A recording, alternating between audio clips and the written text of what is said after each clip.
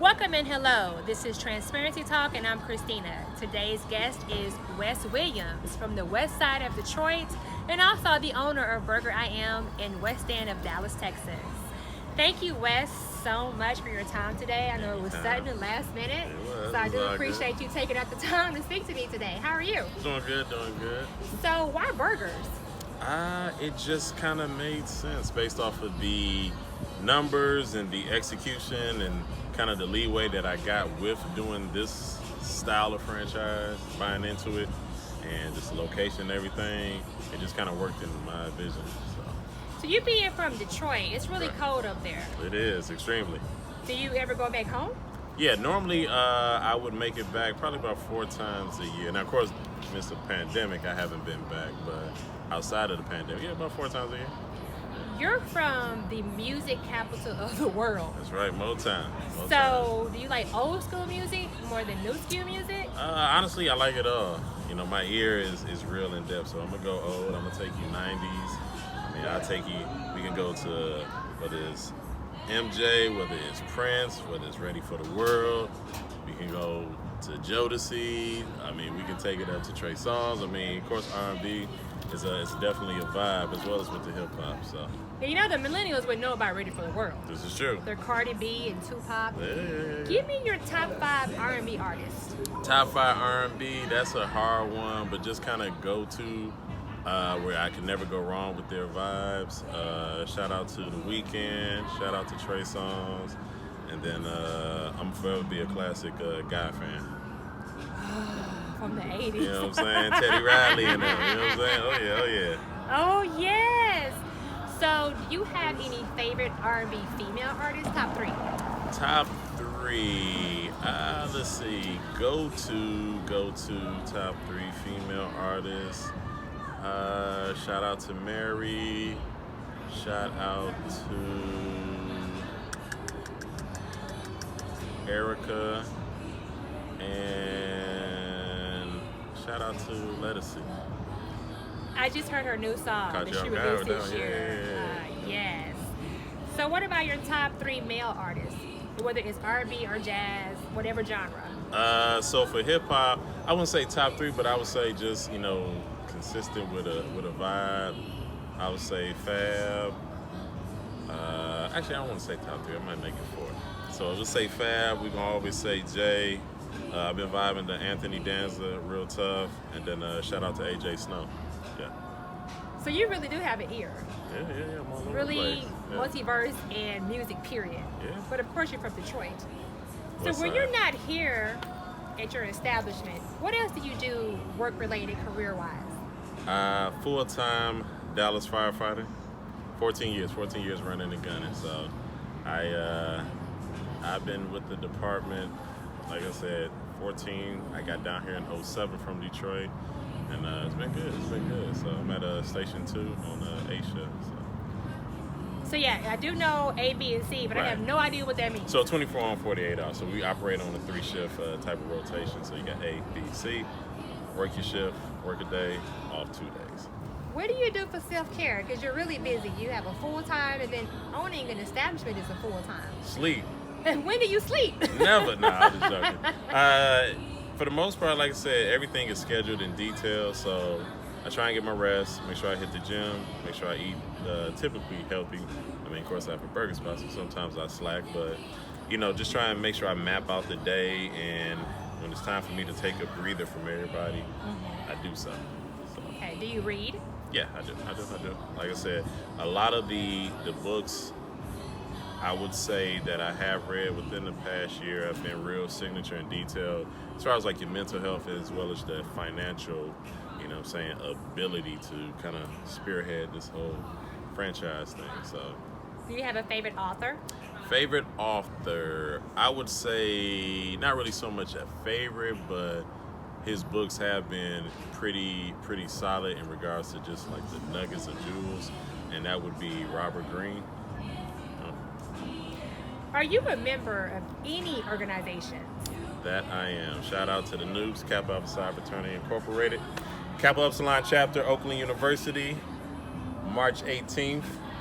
That's my chapter. Shout out to him. Like I said, much respect to the bros. So Wait a minute, did you say Oakland? yes, So Oakland. California. No, Rochester Hills, Michigan. Okay, because when you heard Oakland, you're thinking, for me, I'm thinking West Coast. No. Yeah, Okay. yeah. It's Oakland University is in Rochester Hills, Michigan. It's probably maybe about 40 minutes outside of Detroit. Okay. Mm-hmm. So in reference to traveling, I mean, you're from a city that's really cold. It is. That's What why I got are the your- hoodie on. But this is You know? Dallas. Shout We're out to not Stephen Davis. You We're see not it? that cold. So where do you like to travel? Where do I like to travel? Go to spots where I just know I can always catch a vibe. Always in Miami, and Jamaica is always a vibe. Always a vibe. Well, there's music there. There's This is music true. in Miami. This There's is music in true. Jamaica.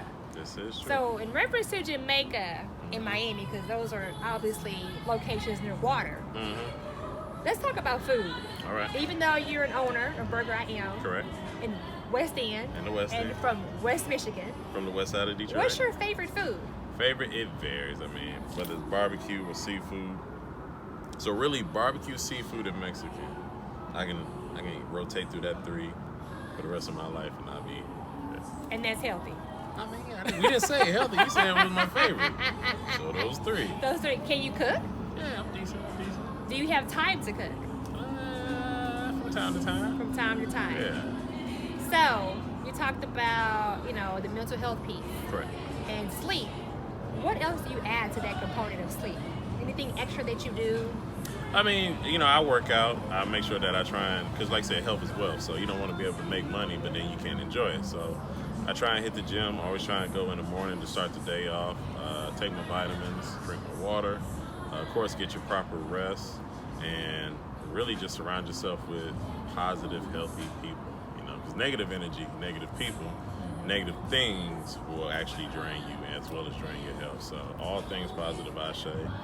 All things that's going to benefit me. Same energy, same flow. What do you value?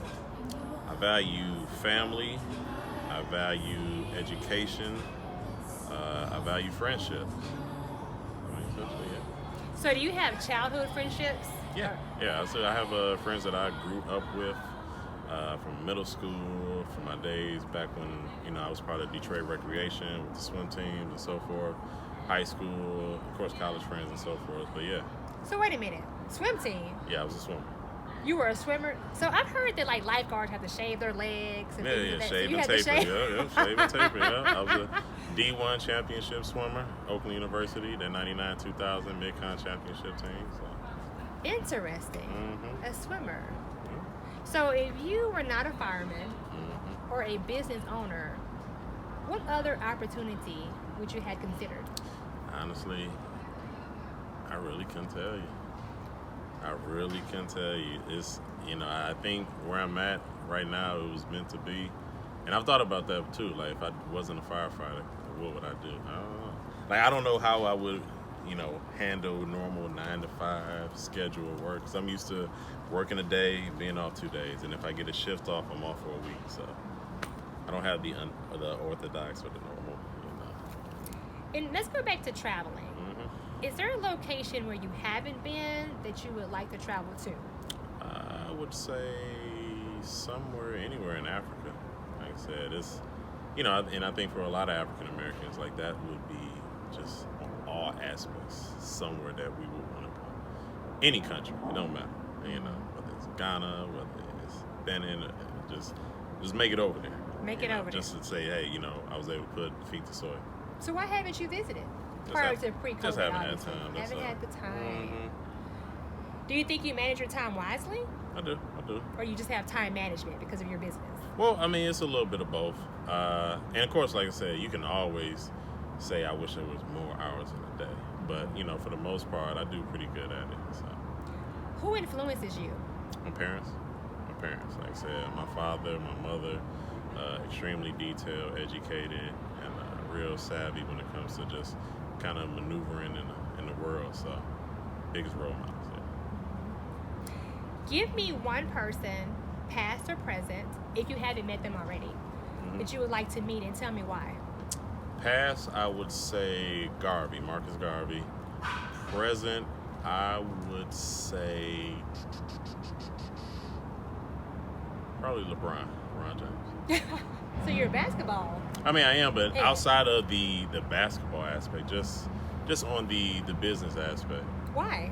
Just because we kind of from the same era, and I follow and watch what he does, and like I said, he makes a lot of very smart business moves. So, Do you have a favorite quote favorite quote? or a Bible verse or? I would say, quote wise, and this is just really for my own personal, just kind of what keeps me level headed, that I'm nobody's favorite. And so by saying that, what I'm saying is, I don't deserve an applause. I'm not doing anything special. I don't, deserve any accolades or, like when I do these things when it comes to business and trying to better myself, I do it for myself first and foremost. Because if you're looking for the acceptance from other people's and the claps and all that, when you don't get it, then your world is crumbled.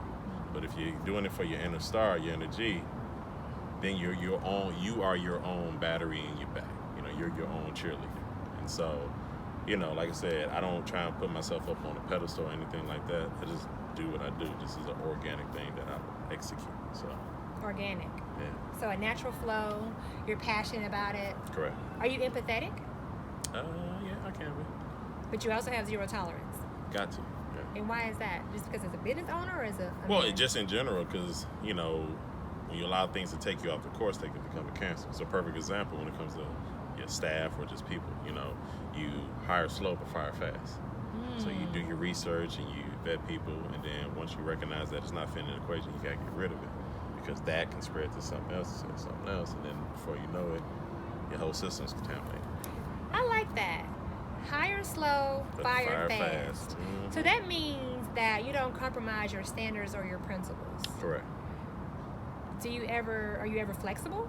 I mean, I think we all are to a certain extent, based off of what the bigger picture might be. But overall, now you stand on your principles, and you move on principles, never emotions. And so when you do that, things are really crystal clear, and that thin line of business and personal becomes a freeway. You can walk it easily.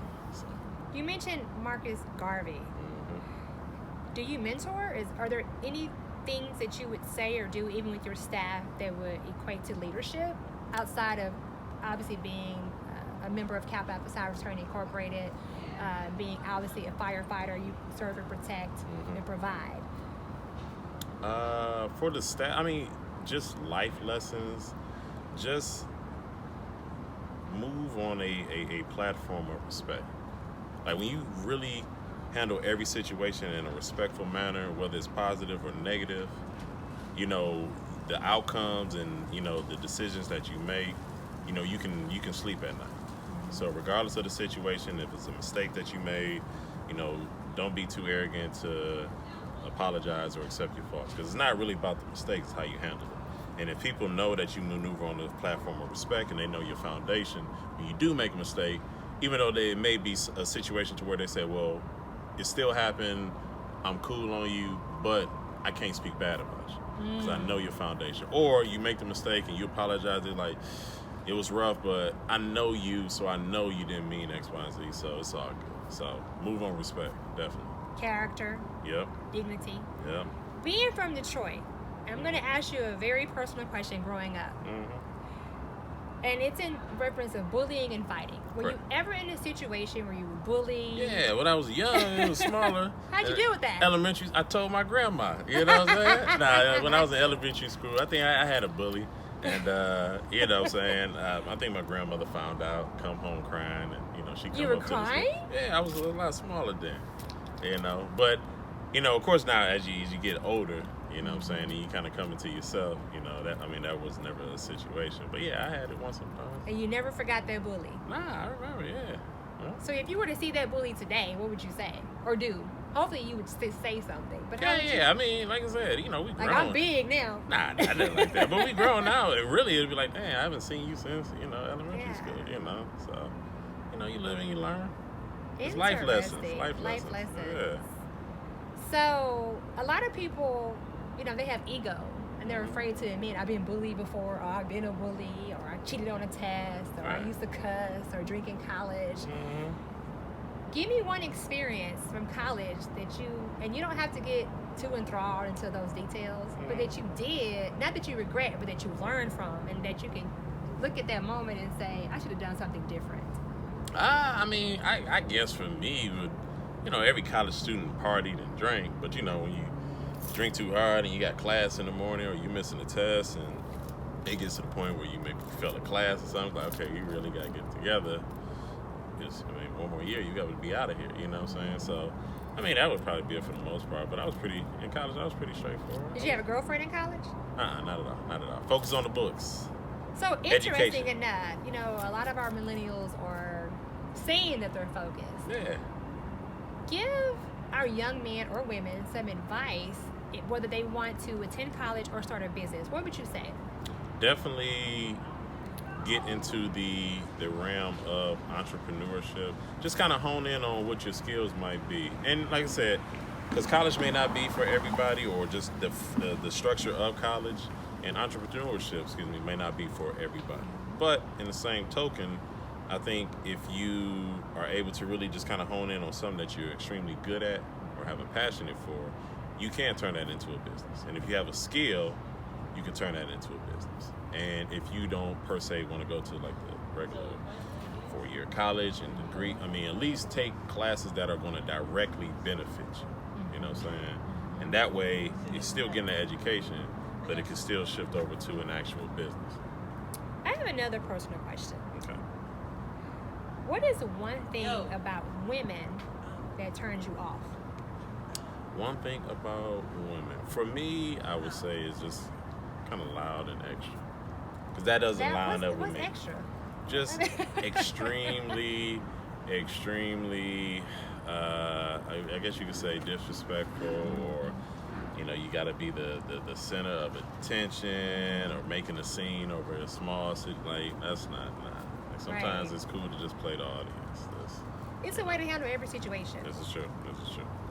So you can deal with a woman who may be profane at times, depending on the situation. But when you say extra, you mean like ghetto? Yeah. Just move with a certain level of respect for yourself, and just if we're out and about, see the bigger picture. Maybe it's a discussion that we need to have somewhere else, not in the midst of a bunch of people. That type of vibe. So. What is your opinion or take on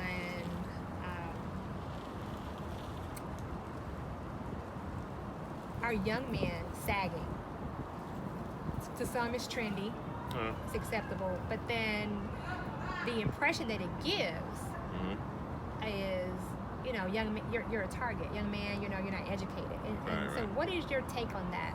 Me personally, like I said, that's just not my style of dress or anything like that. But then on the flip side, you can't judge a book by its cover. And so it may be a case of where, you are qualified, you have all the check marks, but people may prejudge you. And, it can even go outside of just the actual clothes. It could be just appearance. I'm tattooed up both arms. Really? But in the same token, I know my business. So somebody may see like, oh, this is another guy with tattoos. You know what I'm saying? Until you open your mouth and like, oh, okay, whoa, this dude knows his numbers. So educated. Yeah, so sometimes you just want to be mindful of the way that you represent yourself and how people may perceive you for what it's worth. Because we all are, self-conscious to other people's opinions and so forth. So just keep that in mind. Just keep that in mind. So mindfulness. Do you meditate? Yeah. Do you pray? Yeah. So not just exercise and eat healthy unless it's Mexican food. Right. Yeah. You take time to yourself to kind of clear your thoughts and, speak to your higher power, whoever that may be for you. But yeah, definitely. It all balances out your inner peace. What about movies? You got a favorite actor? No favorite actor. No favorite genre of movies. If it catches me, it catches me. So it could be, I don't know, action, drama, romance. Because you said you cried. So if you watch The Lion King or The Notebook, would you cry? No tears. So it's really Detroit. Like, we're not going to cry out loud. But what about inside? You get kind of emotional? Yeah, I think we all do. You see something like, okay, yeah, that's real. Okay, hit a soft spot. Hit a soft spot. Yeah. So you do have a little bit of vulnerability, although you're from west side of Detroit. That's right, 7 miles. And you represent that very well. Yeah, I love my city. Would you ever move back? Yeah, I would. And really, the ultimate goal, have it to where, I would have a home in Detroit, a business there, of course, a business at home here, and maybe something on the West Coast. I want to be able to just kind of bounce around. Do you speak any other languages? No. Sadly enough, and I wish I did. Which language? Probably Spanish. Spanish? Yeah. So, ¿no hablamos español? ¿Era muy poquito? Sí. ¿Dónde está tu familia? ¿Está aquí? Quito? I don't know. Your family's small. So does your family live in Texas or in Detroit? Some here, majority in Detroit. We have Chicago, Atlanta, North Carolina, South Carolina. We're all over. So. Is there any other business venture, without giving me, too much information, that you have considered? Definitely. Of course, always real estate on the commercial aspect, so an apartment building. An apartment building. Yeah. Would that be for low income? Would that be? It just depends. Depends on the situation. Great answer. Yeah. Great That's answer. right. Well, Wes Williams of West Side of Detroit, owner of BurgerIM in the West End of Dallas, Texas. Thank you so much for your time this evening. I know it was a little bit spontaneity in there, like last minute, but it had to be a little bit of, I had to get it done. Those are the best interviews sometimes. So, yeah. Thank you so much. There it is. Yes, so that is all the time that we have for today. Stay tuned.